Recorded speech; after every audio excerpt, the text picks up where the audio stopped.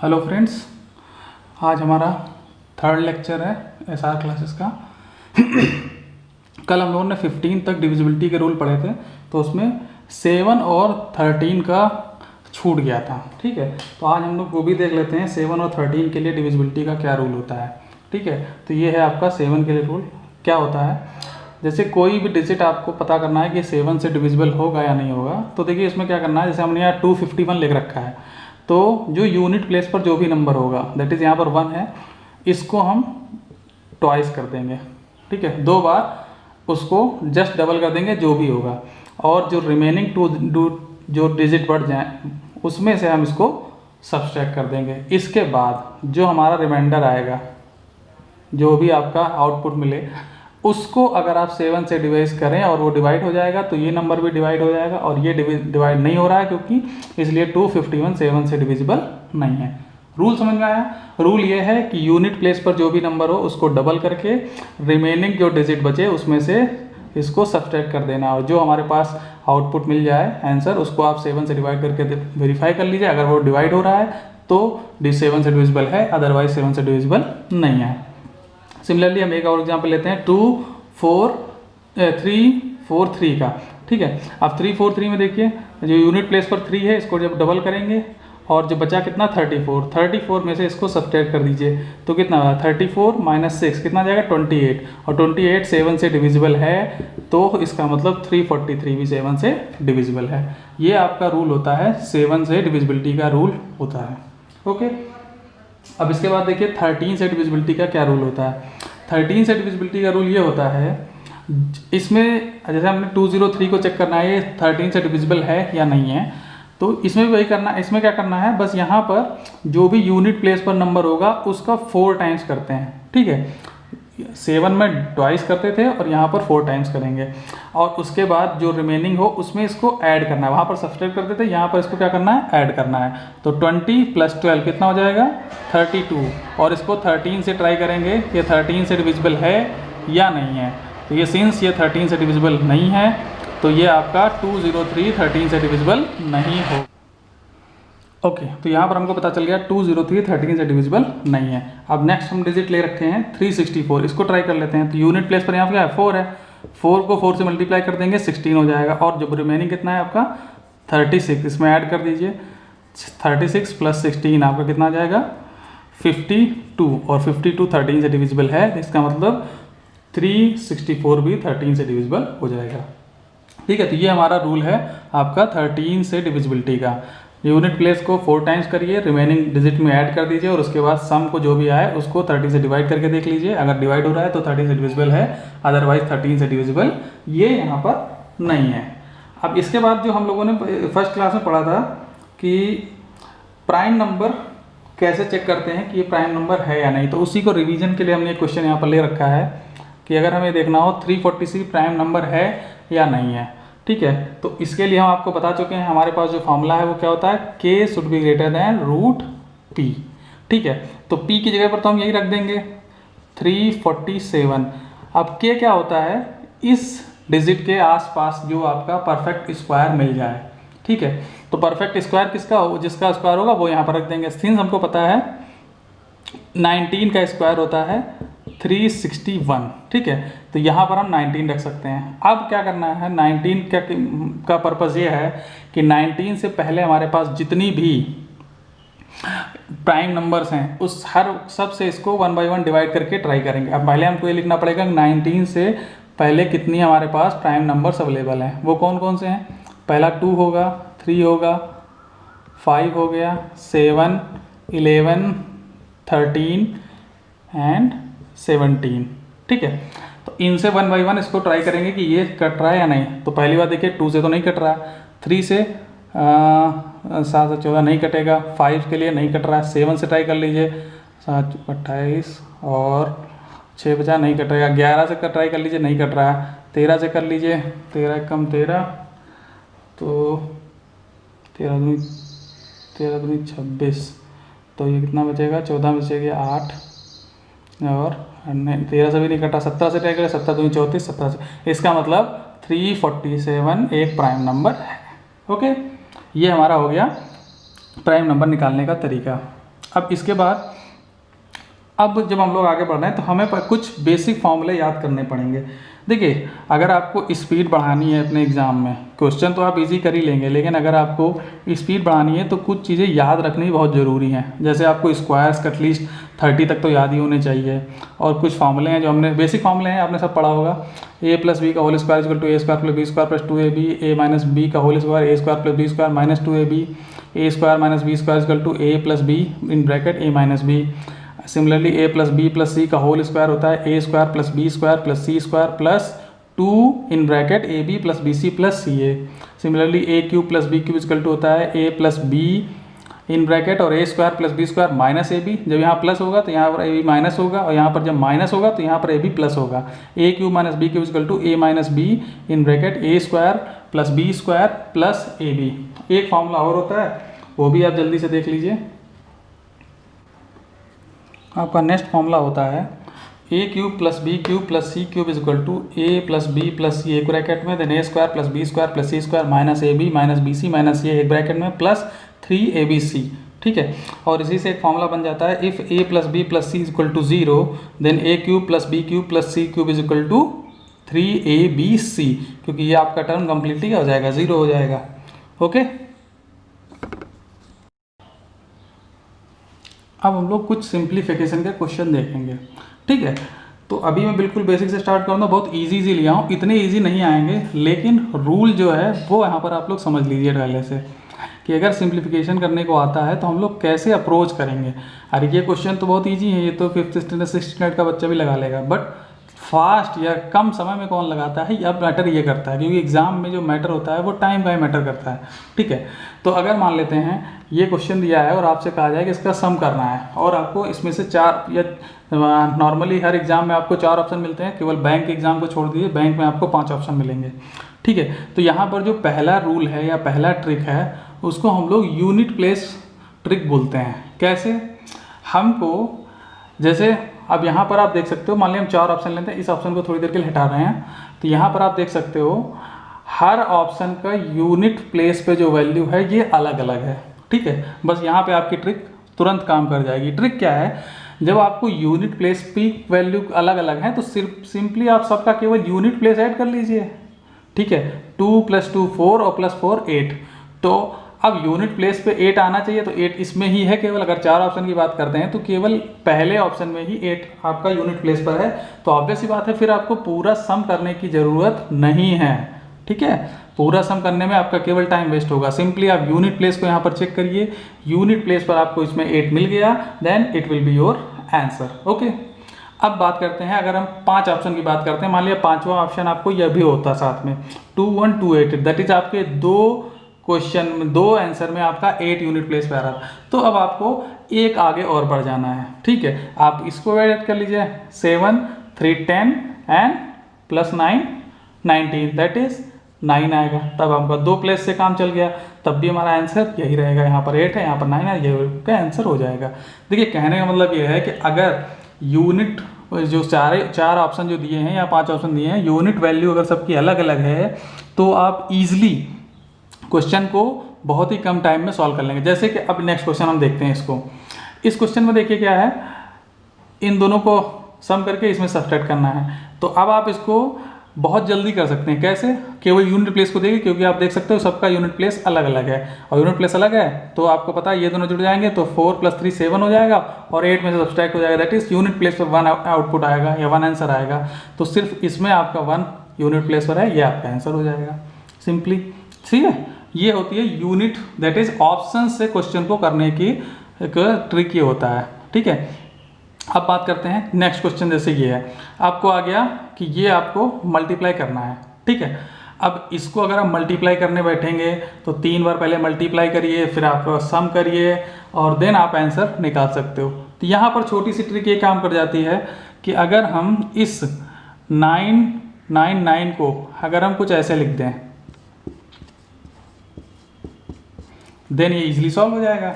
अब देखिए, ये तो हमने लिखने के बताया, लेकिन जब आप एग्जाम में करेंगे तो सिंपली क्या करना होता है, जितने भी 9 आपको यहाँ पर लिए हों उतने जो भी डिजिट से मल्टीप्लाई करना हो उसको लिखिए।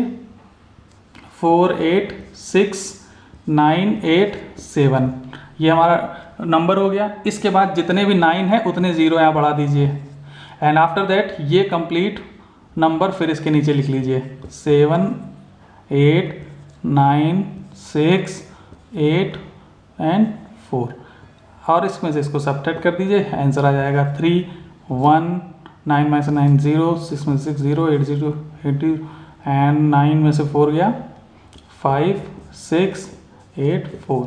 देखिए कितनी जल्दी सॉल्व हो गया ये। ठीक है, तो ये छोटी छोटी ट्रिक्स हैं जो आपको एग्जाम में काफ़ी हेल्प करेंगी। ओके, देखिए नेक्स्ट क्वेश्चन है कुछ इस तरीके से 5x9 + 3y7 + 2z8 is equal to 1114 given है और उसने ये पूछा है कि इस इक्वेशन में y की मैक्सिमम वैल्यू कितनी हो सकती है। ठीक है, y की हमको मैक्सिमम वैल्यू यहाँ पर फाइंड आउट करना है। ओके, ठीक, तो y देखिए कहाँ पर है, 3 और 7 के बीच में है। ओके, तो सिंपली पहले हम देखते हैं कैसे निकालेंगे मैक्सिमम वैल्यू y की निकालें, इस बात को ध्यान रखिएगा। तो 9 + 7 आपका कितना हो गया 16 + 8 कितना हो गया 24, तो 4 का 4 आ गया। अब जो हमारे पास 2 आ गया कैरी। ठीक है, तो 2 + x + y + z that is ये हमारे पास क्वेश्चन बनेगी 2 + x + y + z is equal to कितना आना चाहिए 1 आना चाहिए यहाँ पर। ओके, सिंस हमको y की निकालनी है मैक्सिमम वैल्यू, तो इसका मतलब इनकी और इनकी वैल्यू मिनिमम होनी चाहिए। ठीक है, तो x और z की मिनिमम वैल्यू कितनी हो सकती है 0, सो ऑब्वियस ही बात है, तो इसको भी 0 करना पड़ेगा और इसको भी 0 करना पड़ेगा। दैट इज हमको क्या मिल जाएगा 2 + y इज इक्वल टू 1 आना चाहिए। तो भाई अगर y की अब हमको मैक्सिमम वैल्यू इतनी क्या हो कि 2 में हम कितना जोड़ें कि हमको 1 मिल जाए। ओके, तो 2 में हम ऑब्वियस ही बात है केवल एक ही नंबर बचा है वो है 9। जब यहाँ पर y को हम 9 रखेंगे 2 + 9 कितना हो जाएगा 1, 1 का 2 + 9 हो जाएगा 11 और 11 का 1 आप यहाँ पर पुट कर देंगे और 1 आपका क्या हो जाएगा कैरी। तो ये आपका 1 आ गया। अब इसके बाद 2 + 1 3 3 6 एंड 5 11, तब जाके आपका ये सम कंप्लीट हो जाएगा। दैट इज y की जो मैक्सिमम वैल्यू आ जाएगी वो कितनी आ जाएगी 9। ओके, ठीक है, अब नीचे नेक्स्ट क्वेश्चन देखिए। क्वेश्चन ये है कि आपको a की वो मिनिमम वैल्यू बतानी है जिससे ये नंबर आपका जो है 9 से डिविजिबल हो जाए। तो हम लोगों ने कल डिविजिबिलिटी के रूल में पढ़ा था 9 के कि 9 से डिविजिबल तब हो जाता है जब इसका पूरा सम 9 से डिविजिबल होगा, तो ये नंबर भी 9 से डिविजिबल होगा। तो पहले हम इस सबको ऐड कर लेते हैं। 1 + 9 10, 7 17, 5 22, 4 26 and 6 32 and plus 2 34, that is 34 plus a, ये जो आपका a रह गया ये a। अब ये सम 9 से कब डिविजिबल होगा जब a की मिनिमम वैल्यू बतानी है। तो a से हम 0 से स्टार्ट करते हैं। अगर 0 रखेंगे 34 आएगा, नहीं हो सकता। 1 रखेंगे 35 आएगा, 9 से डिविजिबल नहीं है। लेकिन अगर जैसे ये a की वैल्यू हम 2 रखेंगे तो कितना हो जाएगा 34 + 2 36, जो कि 9 से डिविजिबल है। दैट इज a की जो मिनिमम वैल्यू है वो कितनी होगी 2। जब ये रख देंगे तो आपका ये कंप्लीट जो नंबर है ये 9 से डिविजिबल हो जाएगा। अब नेक्स्ट क्वेश्चन है हमारा जिसमें हमें देखना है minimum value of x and y find out करना है, जिससे कि ये आपका नंबर जो दिया हुआ है 3 7 6 7 4 x and y is completely divisible by 8 as well as 5। That is ये दोनों से डिविजिबल होना चाहिए। ठीक है, तो अब ये नंबर अगर 8 एंड 5 दोनों से डिविजिबल है तो सबसे पहले देखिए 5 से हम लोग जरूर चेक करते हैं, क्योंकि 5 का आसान होता है। 5 के लिए हमें पता है डिविजिबिलिटी के लिए या तो लास्ट में 0 होना चाहिए या 5 होना चाहिए।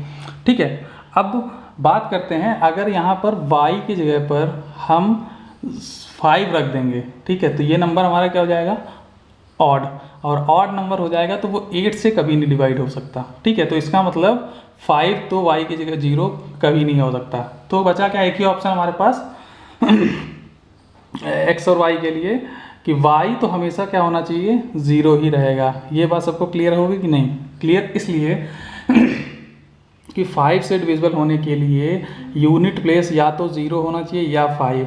तो अगर हमने किसी तरीके से y को अगर हम 5 कंसीडर कर लेते हैं तो ये नंबर 8 से कभी डिविजिबल हो ही नहीं सकता, क्योंकि आपका नंबर क्या हो जाएगा, ऑड हो जाएगा, क्योंकि ऑड नंबर 8 से डिविजिबल हो ही नहीं सकता। तो एक ही ऑप्शन बचता है 0, 0 यहाँ पर हो जाएगा। ठीक है, अब बात करते हैं x की। अब x कितना होना चाहिए, सिंस 8 से डिविजिबिलिटी का रूल क्या कहता है, लास्ट के 3 डिजिट अगर आपके 8 से डिविजिबल हैं तो आपका पूरा नंबर जो है 8 से डिविजिबल हो जाएगा। अब लास्ट के 4 डिजिट में ये तो 4 हो गया। अब बात करते हैं x की। तो अब यहाँ पर कौन सा नंबर आए कि आपका जो है ये 8 से डिविजिबल हो जाए। ठीक है, 1 अगर रखते हैं तो कितना हो जाएगा, अगर 1 रखते हैं 1 रखेंगे तो क्या हो सकता है, नहीं होगा।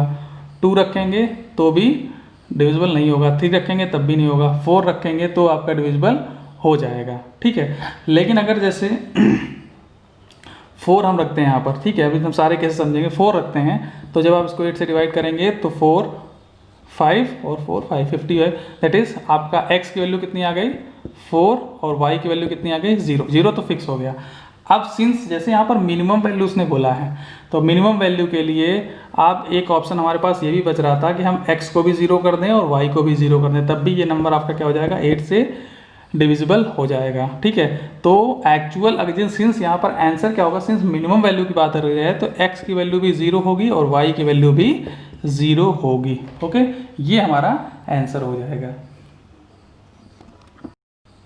नेक्स्ट क्वेश्चन है, हमको फाइंड आउट करना है find greatest 3 digit number which is divisible by 21। ठीक है, तो ऐसा नंबर हमको निकालना है जो 21 से कम्प्लीटली क्या हो, डिविजिबल हो, बट बड़ा से बड़ा 3 डिजिट का नंबर, ये यहाँ पर कंडीशन लगी हुई है। ठीक है, तो 3 डिजिट का जो सबसे बड़ा नंबर होता है वो हमको पता है, ये होता है।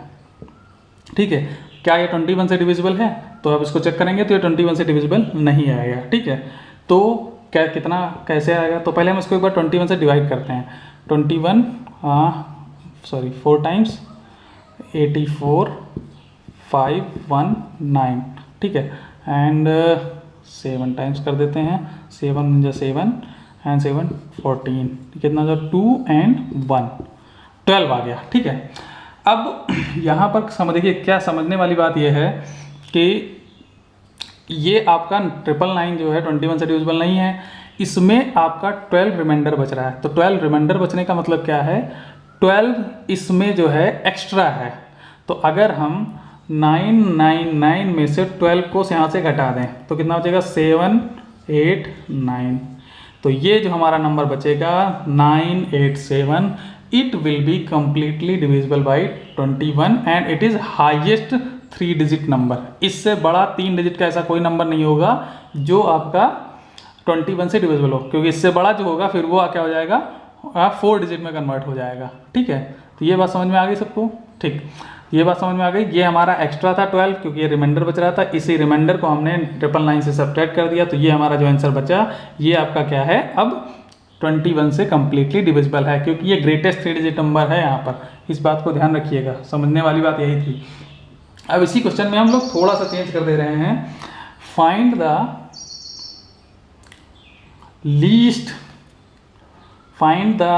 लीस्ट दैट इज कम से कम 4 digit number which is completely divisible by 19। ठीक है, अब क्वेश्चन में बहुत हल्का सा हमने चेंज किया है, बट देखिए क्या हमारे मेथड में अब क्या चेंज हो जाएगा। अब हमको जो है 4 डिजिट का छोटा से छोटा नंबर बताना है जो 19 से कम्प्लीटली डिविजिबल हो। ठीक है, तो हमको पता है 4 डिजिट का सबसे छोटा नंबर कौन सा होता है, 1000। ठीक है, लेकिन क्या अगर हम इसको 19 से डिवाइड करें तो कम्प्लीटली डिविजिबल हो जाएगा, बिल्कुल नहीं है। ठीक है, तो अब हम इसको कैसे सॉल्व करेंगे, मेथड वही है, 19 इसको पहले डिवाइड करिए। ठीक है, 19 से 95, 5 आ गया, 0 बढ़ा लिया, 19 कितना आ गया 38। ओके, अब देखिए यहाँ पर भी रिमाइंडर 12 बच गया। ठीक है, तो 12 रिमाइंडर तो बच गया। अब हमारे पास यहाँ पर 2 ऑप्शन है। अगर हम जो प्रीवियस मेथड की तरह चलें, 100 में से अगर 12 घटा दें, ठीक है, तो कितना आ जाएगा 8 8 एंड 9 9 8 8 हमको मिल जाएगा। ठीक है, अब 988 आपका 19 से डिविजिबल तो है, नो डाउट, बट हमारी एक कंडीशन यहाँ पर सेटिस्फाई नहीं हो रही कि यहाँ पर लिस्ट 4 डिजिट का चाहिए, लेकिन ये हमारा क्या हो गया 3 डिजिट में चला गया, तो ये हमारा आंसर तो नहीं होगा।